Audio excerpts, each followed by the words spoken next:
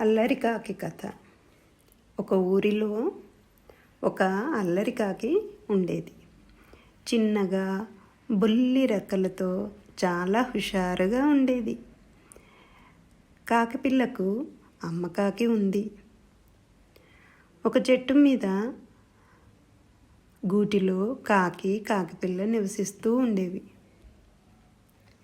ఒకరోజు కాకి పని మీద బయటికి వెళ్ళడానికి తయారయ్యి కాకిపిల్లని పిలిచింది. బుజ్జి కాకి, నేను పని మీద వెళ్తున్నాను. నాకు మళ్ళీ రావడానికి చాలా సమయం పడుతుంది.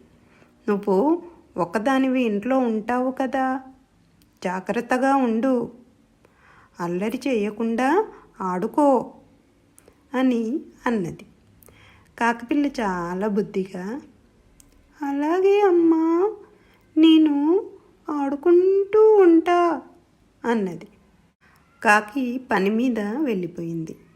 కాకి బయటికి వెళ్ళగానే ఈ అల్లరి కాకిపిల్ల, అబ్బా, అమ్మ వెళ్ళిపోయింది, ఇక నేను ఇంచక్కా ఆడుకోవచ్చు, అమ్మ వచ్చే వరకు ఏమైనా చేసుకోవచ్చు అంటూ అల్లరి పనులు చేయడం మొదలుపెట్టింది.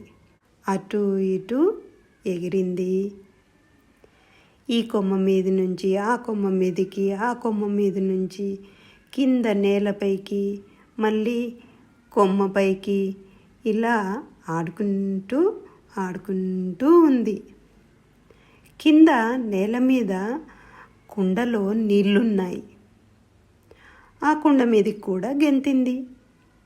అంతే, కుండ కాస్త పక్కకు పడిపోయి పగిలిపోయింది. అందులో ఉన్న నీళ్ళన్నీ నేలపై పడిపోయాయి. కాకిపిల్ల ఇదేమీ చూసుకోలేదు. ఒకటే ఆట. మధ్యలో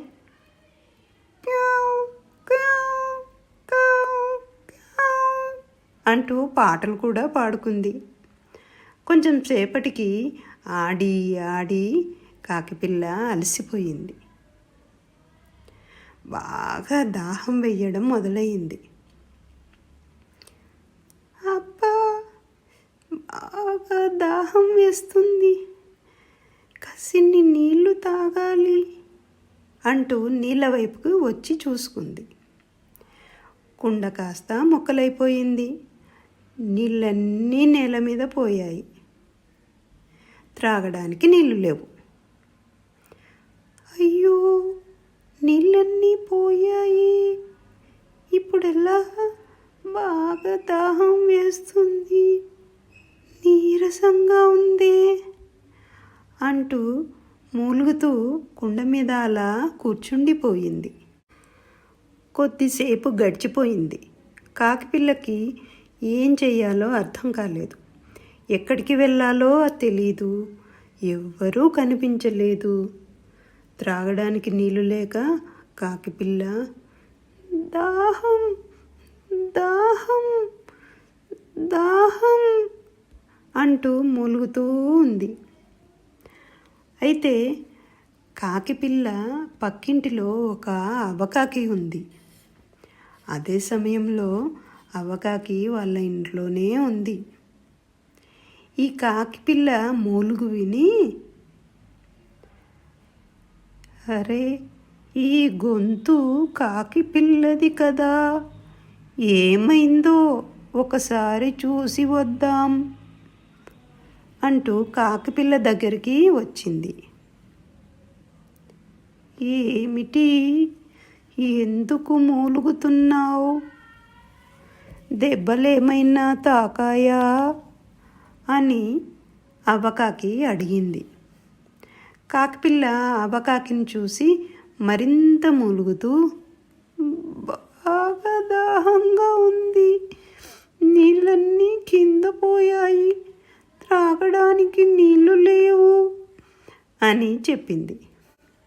అవ్వకాకి కుండవైపు చూసింది. ఈ కాకిపిల్ల అల్లరి పనులకు నీళ్ళన్నీ క్రింద పోయాయి అని అర్థం చేసుకుంది. మరి నువ్వు ఇలాగా అల్లరి పనులు చేస్తే నీకే కష్టం అయ్యింది కదా, చూడు, ఇప్పుడు త్రాగడానికి నీళ్లు కూడా లేకుండా అయిపోయాయి. సరే ఉండు, నేను మా ఇంట్లోంచి తెస్తాను అంటూ వాళ్ళ ఇంటి లోపలికి వెళ్ళి నీళ్లు తెచ్చి ఇచ్చింది. కాకిపిల్ల గబగబా నీళ్లు తాగింది. చాలా థ్యాంక్స్ అవ్వా, నేను నీళ్ళన్నీ పారబోసి చాలా పొరపాటు చేశాను అంది. అవ్వకాకి, ఇంకా ఇలాంటి అల్లరి పనులు చేయకు అంది. కాకిపిల్ల, మళ్ళీ ఇంకెప్పుడు ఇలాంటి అల్లరి పనులు చేయను, నేను నీళ్ళు పారబోయను, నీళ్ళన్నీ చాలా జాగ్రత్తగా వాడుకుంటాను, నీళ్ళు వృధా చేస్తే నాకే నష్టం కదా, అర్థమైంది నాకు అంది. అవ్వకాకి నవ్వి, చూడు బుజ్జికాకి, మీ అమ్మ నీకు అల్లరి పనులు చెయ్యొద్దు అని చెప్పింది కదా అని అంది. కాకిపిల్ల కూడా నవ్వి, అవును చెప్పింది, నాకు అప్పుడు తెలియలేదు, అమ్మ అందుకే మరీ చెప్పింది, ఇకపై నేను బుద్ధిగా ఉంటాను అని అవ్వకాకితో చెప్పింది. అవ్వకాకి కాకిపిల్లతోటి, సరే బుద్ధిగా ఉంటావు కదా, నేను వెళ్తాను అనేసి వెళ్ళిపోయింది. కాసేపటికి కాకి ఇంటికి వచ్చింది.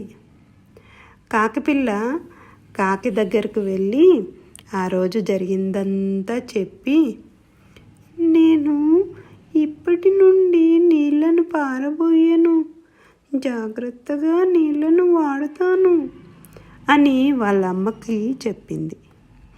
సరే అని వాళ్ళమ్మ కాకిపిల్లను దగ్గరికి తీసుకుంది.